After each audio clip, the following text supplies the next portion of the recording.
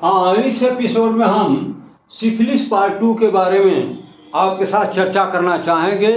जैसा कि आप जानते हैं, सिफिलिस पार्ट 1 पिछले वीडियो में आ चुका है और उसमें हमने इसके बारे में बहुत कुछ चर्चा कर लिया है। अब जो बचा हुआ इसका पार्ट है वो हम सिफिलिस पार्ट 2 में आपके साथ साझा करेंगे, चर्चा करना चाहेंगे। तो आइए देखते हैं इसका मैनेजमेंट। तो इसका मैनेजमेंट हम दो तरीके से करते हैं, दो स्टेज में करते हैं। एक होता है अर्ली सिफिलिस और दूसरा होता है लेट सिफिलिस। तो अर्ली सिफिलिस में हम क्या करते हैं, अर्ली सिफिलिस का मतलब प्राथमिक स्टेज।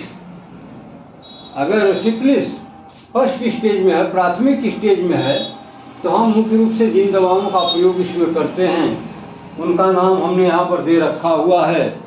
ये देखिए, इसमें बेंजाथीन पेनिसिलिन जी और दूसरा है प्रोकेन पेनिसिलिन जी।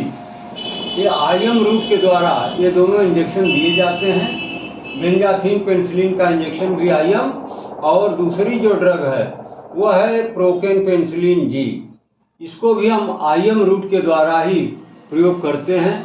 तो इसको हम अर्ली सिफिलिस में प्रयोग करते हैं। और यदि देखिए, कुछ ऐसे भी व्यक्ति होते हैं जिनको ये दवाएं सूट नहीं करती हैं, यानी आपने देखा होगा इनका प्रयोग करने के बाद उनकी दिक्कतें काफ़ी बढ़ जाती हैं और वो एलर्जिकल सिम्टम्स उसके बॉडी में आने लगते हैं, यानी उसको एलर्जी है। तो ये दवाएं उसके लिए सही नहीं हैं, उसको सूट नहीं करती हैं, तो उसकी दिक्कतें और भी बढ़ जाती हैं। तमाम दुनिया भर की दिक्कतें हो जाती हैं, जैसे ये तमाम रैशेस होने लगते हैं, इचिंग होने लगती है और बहुत सारी दिक्कतें होने लगती हैं। तो जिन पेशेंट्स में इन ये बेंजाथीन पेनिसिलिन या प्रोकेन पेनिसिलिन के प्रयोग से दिक्कत हो सकती है, यानी ये उसको सूट नहीं करते हैं और वो एलर्जी से परेशान हो जाता है पेशेंट, तो फिर हमें करना क्या चाहिए, हमें कुछ और भी दवाएं प्रयोग करनी चाहिए, जैसे इरिथ्रोमाइसिन या टेट्रासाइक्लिन। ये ऐसी दवाएं हैं जिनको हम ओरल रूट के द्वारा प्रयोग करते हैं और इसका लाभ भी अच्छा खासा मिलता है। तो क्या देखा आपने कि ये सिफिलिस जो अर्ली सिफिलिस है, इसमें हम मुख्य रूप से जो पेटेंट ड्रग्स हैं वो हैं बेंजाथीन पेनिसिलिन और प्रोकेन पेनिसिलिन। इनके द्वारा हम आईएम इंजेक्शन के द्वारा इनका ट्रीटमेंट करते हैं। लेकिन कभी कभी ऐसा भी होता है कि किसी व्यक्ति में इसकी सेंसिटिविटी ज़्यादा होती है और वो एलर्जी से परेशान हो जाते हैं, उनको ये सूट नहीं करता है, तो फिर हम उनको ओरल ड्रग पर ही रखते हैं, जिसमें एक ख़ास तौर से इरिथ्रोमाइसिन या टेट्रासाइक्लिन ओरल रूट के द्वारा हम प्रयोग करते हैं। लेकिन जो लेट सिफिलिस होती है, यानी इसका जो दूसरा फेज होता है, तो लेट सिफिलिस के उपचार में भी हम यही बेंजाथीन पेनिसिलिन आईएम रूट के द्वारा लगातार 3 सप्ताह तक प्रयोग करते हैं। क्या करते हैं, दवा तो यही है, इंजेक्शन है बेंजाथीन पेनिसिलिन का, जिसका हम कंटिन्यूअसली 3 सप्ताह तक आईएम रूट के द्वारा प्रयोग करते हैं। तो इसमें यही एक ड्रग है जिसको हम कंटिन्यूटी में 3 सप्ताह तक इंट्रामस्कुलर बेंजाथीन पेनिसिलिन का यूज करते हैं। अब आता है इसका मैनेजमेंट इन प्रेगनेंसी। अब सपोज करिए कि कोई ऐसी महिला है जो प्रेग्नेंट है, लेकिन दुर्भाग्य से वो सिफिलिस से संक्रमित भी है, यानी प्रेगनेंसी भी है और सिफिलिस का संक्रमण भी है उसके बॉडी में। तो हमें क्या करना चाहिए, तो इस तरह के केस में गर्भवती महिला के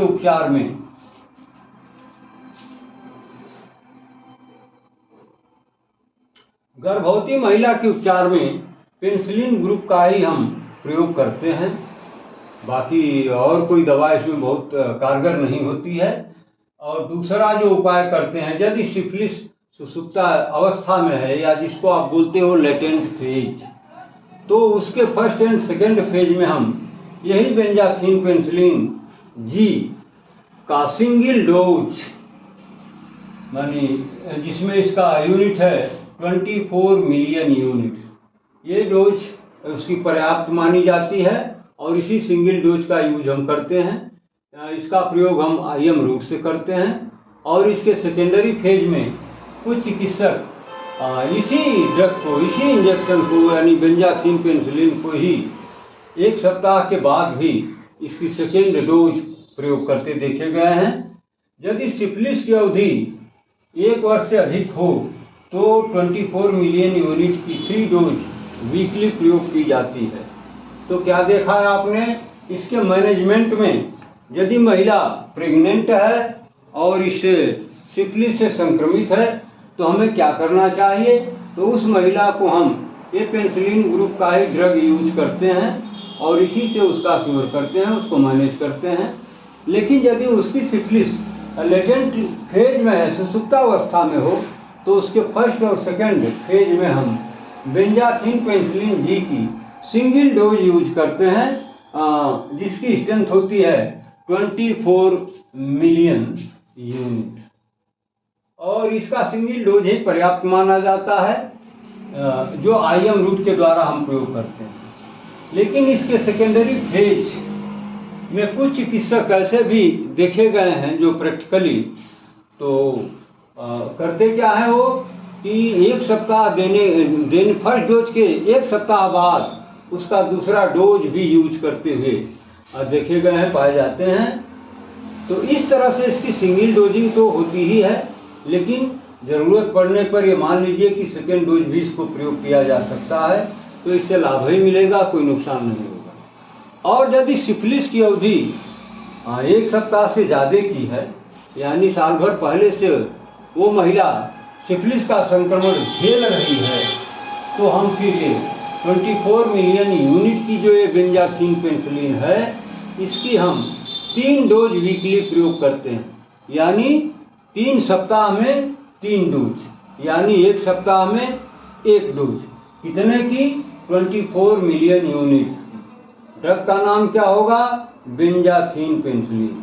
तो बेंजाथिन पेनिसिलिन जब यह सिफिलिस लगभग 1 साल पुरानी हो तो इस तरह के केस में हम इसकी 24 मिलियन यूनिट या 24 मिलियन यूनिट की 3 डोज माने वीकली हर सप्ताह लगातार 3 सप्ताह तक इसका प्रयोग कर सकते हैं। और क्या करना होगा? बेंजाथिन पेनिसिलिन जी के प्रयोग के साथ इमरजेंसी ट्रे हमेशा तैयार रखना होगा। जब आप बेंजाथिन इंजेक्शन का प्रयोग करते हैं तो यह बहुत रिस्की होता है, बहुत लोगों को ये सूट नहीं करता है, एलर्जिकल कंडीशंस में ले जाता है। तो उससे बचने के लिए हमें हमेशा एक इमरजेंसी ट्रे तैयार करके रखना चाहिए, क्योंकि अगर ये सूट नहीं किया तो इसके कॉम्प्लिकेशंस तुरंत सामने आने लगते हैं। पेशेंट जो है परेशान हो जाता है। तो उसको कंट्रोल करने के लिए हमें क्या तैयारी करनी चाहिए? इमरजेंसी ट्रे की व्यवस्था बगल में रखनी चाहिए। बिना इमरजेंसी ट्रे की तैयारी के इस पेनिसिलिन का प्रयोग हमेशा रिस्की हो सकता है। और यदि महिला को पेनिसिलिन सूट न करे तो फिर वही बात, हम उसे इरिथ्रोमाइसिन 500 mg QID यानी दिन में 4 बार कंटिन्यूअस 15 दिनों तक प्रयोग करना चाहिए। इससे उसको लाभ होगा। और क्या करना चाहिए? गर्भावस्था में इरिथ्रोमाइसिन स्टोलेट का प्रयोग कभी न करें। इससे क्या दिक्कत हो सकती है? हिपैटोटॉक्सिटी हो सकती है, यानी आपका लीवर विषाक्त हो सकता है, लीवर को ये डैमेज कर सकती है। तो प्रेगनेंसी में ये इरिथ्रोमाइसिन स्टोलेट करके जो ड्रग आता है, तो आप इरिथ्रोमाइसिन सिर्फ देख लिया, स्टोलेट का मार्क नहीं किया, ख्याल नहीं किया, तो आप बुरे फंस सकते हैं। इसलिए हमेशा उसको देख लें। इरिथ्रोमाइसिन स्टोलेट का प्रयोग कभी भी न करें। इससे हिपैटोटॉक्सिटी हो सकती है, आपका लीवर विषाक्त हो सकता है, जिसकी वजह से लीवर में तमाम दिक्कतें हो सकती हैं। लेकिन इरिथ्रोमाइसिन बेस अथवा इरिथ्रोमाइसिन सक्सिनेट करके जिस पर लिखा हो, तो एरिथ्रोमाइसिन सक्सिनेट का यूज आप धड़ल्ले से बिना किसी हेजिटेशन के कर सकते हैं। सिर्फ आपको सावधानी रखनी ये होगी कि एरिथ्रोमाइसिन स्टोलेट का यूज तो कहीं आपने भूल से नहीं कर दिया, तो ऐसा नहीं होना चाहिए। हमेशा ड्रग को आप पढ़ करके, देख करके, समझ करके ही यूज करें। एरिथ्रोमाइसिन स्टोलेट के प्रयोग से प्रेग्नेंट महिला में आप बचें और सिर्फ किसका यूज करें, एरिथ्रोमाइसिन सक्सिनेट का ही प्रयोग करें। अगला जो पॉइंट इसका है, मैनेजमेंट ऑफ नियोनेटल। नवजात अगर संक्रमित है तो फिर हमें क्या करना चाहिए, तो इसमें कुछ पॉइंट्स बताए गए हैं। पहला पॉइंट बताया गया कि संक्रमित मां से नवजात को अलग रखना चाहिए। यदि मां संक्रमित है, मदर साइड में इसका इन्फेक्शन है सिफिलिस का, तो उससे पैदा हुए नवजात को, नियोनेटल को, उससे दूरी बना के रखना चाहिए, उसके टच में नहीं रखना चाहिए। और क्या करना चाहिए, नवजात का सीरोलॉजिकल टेस्ट भी अवश्य कर लेना चाहिए। और यदि नवजात पॉजिटिव है तो उसका भी उपचार इसी पेनिसिलिन ग्रुप की दवाओं से करना चाहिए। तो नियोनेटल के मैनेजमेंट में आपने क्या देखा, यदि मदर इन्फेक्टेड है सिफिलिस से तो नियोनेटल को, नवजात शिशु को उससे दूर ही रख करके उसकी देखभाल करनी चाहिए। और उस नवजात शिशु का भी सीरोलॉजिकल टेस्ट कर लेना चाहिए। यदि वो पॉजिटिव पाया जाता है तो फिर उसका बिना विलंब किए हुए इसी पेनिसिलिन ग्रुप की दवाओं का प्रयोग करते हुए उपचार शुरू कर देना चाहिए, ताकि वो जल्दी ठीक हो सके। और हमें क्या करना है कि संक्रमित महिला के पार्टनर को सलाह, यानी जो महिला संक्रमित है तो उसके पार्टनर को भी कुछ करना पड़ेगा। क्या करना पड़ेगा, जब तक महिला का ट्रीटमेंट चल रहा है तो उसको उसके साथ संभोग करने से या फिजिकल रिलेशंस बनाने से बचना चाहिए। ऐसा वो भूल कर भी ना करे, अन्यथा वो भी इससे संक्रमित हो सकता है, तो फिर दिक्कतें काफ़ी बढ़ सकती हैं। और क्या करना चाहिए, यदि उसका हस्बैंड, उसका पति पिछले 3 महीने में एक बार भी शारीरिक संबंध अगर उसके साथ बना लिया है और आपको पता लग गया, तो फिर उस व्यक्ति का भी, उसके हस्बैंड का भी, उसके पार्टनर का भी, उसके पति का भी बीडीआरएल टेस्ट अवश्य करा लेना चाहिए। और पति को यदि आवश्यकता है तो फिर उसका सिफिलिस का ट्रीटमेंट उसको शुरू कर देना चाहिए। तो ये तमाम बिंदु हैं जिनको हम सिफिलिस पार्ट 2 में आपके साथ हमने साझा किया। तो इसमें मुख्य बिंदु क्या बताया गया, सिफिलिस का मैनेजमेंट। इसमें 2 कैटेगरी में मैनेजमेंट किया गया, अर्ली सिफिलिस और लेट सिफिलिस। अर्ली सिफिलिस में क्या है, प्राथमिक अवस्था में, प्रिमिटिव स्टेज में हम ये बेंजाथिन पेनिसिलिन जी और procaine penicillin G IM route द्वारा प्रयोग करते हैं और इसी से उसका ट्रीटमेंट करते हैं। लेकिन दूसरे में क्या है, और यदि पेनिसिलिन से उस महिला को या पुरुष को जो भी है, अगर उसको एलर्जी है तो फिर हम कुछ ओरल दवाओं का प्रयोग करते हैं, जैसे टेट्रासाइक्लिन है या फिर एरिथ्रोमाइसिन टैबलेट है। इसका यूज हम ओरल माउथ द्वारा करते हैं। और लेकिन जो लेट सिफिलिस होती है, इसके उपचार में हमें क्या करना चाहिए, कुछ नहीं करना, अलग से कुछ नहीं करना। यही बेंजाथिन पेनिसिलिन आईएम रूट से लगभग 3 सप्ताह तक उसका प्रयोग करना चाहिए। अब इसके मैनेजमेंट में आपको बताया गया कि गर्भवती महिला के उपचार में, यदि महिला प्रेग्नेंट है तो संक्रमित भी है, तो अगर यह कंडीशन है तो हमें क्या करना होगा, तो उसके भी ट्रीटमेंट में हमें ये पेनिसिलिन ग्रुप का ही सहारा लेना पड़ता है। और यदि उसकी सिफिलिस लेटेंट फेज में है या सुसुप्तावस्था में है तो उसके फर्स्ट एंड सेकेंड फेज में यही बेंजाथिन पेनिसिलिन जी की सिंगल डोज जो 24 मिलियन यूनिट्स की होती है, इसमें और भी इसकी यूनिट हैं, तो जो 24 मिलियन यूनिट्स है ये डोज सही माना जाता है, पर्याप्त माना जाता है, जो हम आईएम रूट से इसका प्रयोग करके उसका ट्रीटमेंट करते हैं।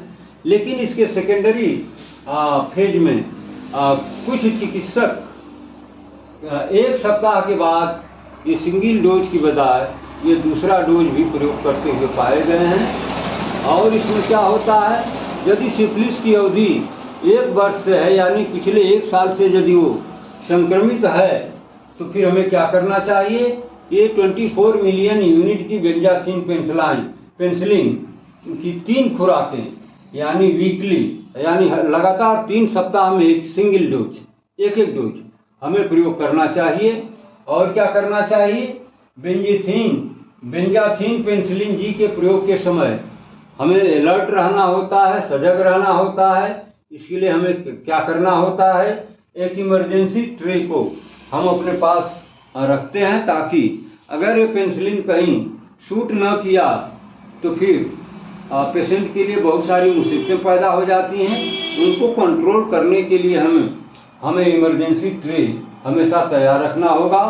और क्या करना होगा? ये बेंजाथिन पेनिसिलिन जी के प्रयोग के समय जो ट्राली आपने ट्रे रखा हुआ है, उसके बाद क्या करना चाहिए? यदि महिला को पेनिसिलिन सूट न करे तो फिर वही ओरल डोज पर हम आ जाते हैं, और ड्रग भी वही है, एरिथ्रोमाइसिन 500 mg QID, यानी दिन में 4 बार लगातार बिना गैप किए हुए 15 दिन तक प्रयोग करना चाहिए। और क्या करना चाहिए? गर्भावस्था में एरिथ्रोमाइसिन स्टोलेट का प्रयोग कभी न करें, यानी ये उसके लिए वर्जित है। इसकी जगह पर क्यों ऐसा है? क्योंकि इससे हिपैटोटॉक्सिटी की कंडीशन बन सकती है, यानी हीपर में टॉक्सिटी फैल सकती है, विषाक्तता फैल सकती है और लीवर को डैमेज कर सकती है। तो इसके जगह पर हमें क्या प्रयोग करना चाहिए? एरिथ्रोमाइसिन सक्सिनेट का प्रयोग करना चाहिए। ये लेने से इस तरह की हिपैटोटॉक्सिटी की कंडीशन नहीं बनती है, सेफ ड्रग होता है। अब आइए मैनेजमेंट ऑफ नियोनेटल। अगर नवजात शिशु इससे संक्रमित है तो हमें क्या क्या करना चाहिए?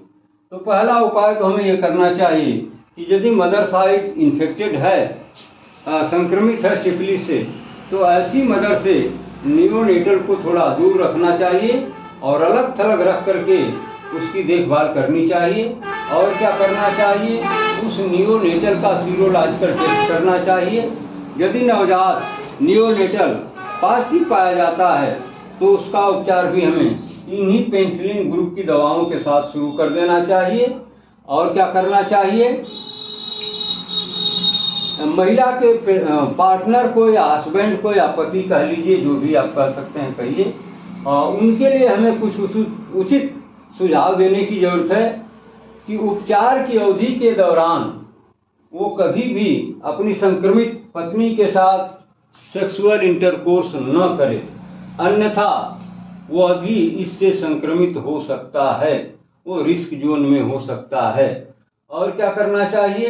यदि कुछ पति पिछले 3 महीने में एक बार भी उस संक्रमित पत्नी के साथ सेक्सुअल इंटरकोर्स किया है, संभोग किया है या फिजिकल रिलेशन या शारीरिक संबंध बनाया है, तो फिर वो शंका के दायरे में है और उसका भी BDRL टेस्ट हमें अवश्य करवा लेना चाहिए। और यदि आवश्यकता हुई तो फिर उसे हमें इसी सिफिलिस का प्रॉपर ट्रीटमेंट शुरू कर देना चाहिए बिना विलंब किए। तो इस तरह से सिफिलिस पार्ट 2 की कहानी खत्म हो गई। तो आपने देख लिया कि सिफिलिस पार्ट 1 और सिफिलिस पार्ट 2 के माध्यम से काफ़ी इन डिटेल हमने आपके साथ इसकी चर्चा कर लिया है। अब इसकी कहानी समाप्त। अगले वीडियो में हम फिर कोई नई डिजीज लेकर के आएंगे और आपके साथ विस्तृत उसकी चर्चा करेंगे।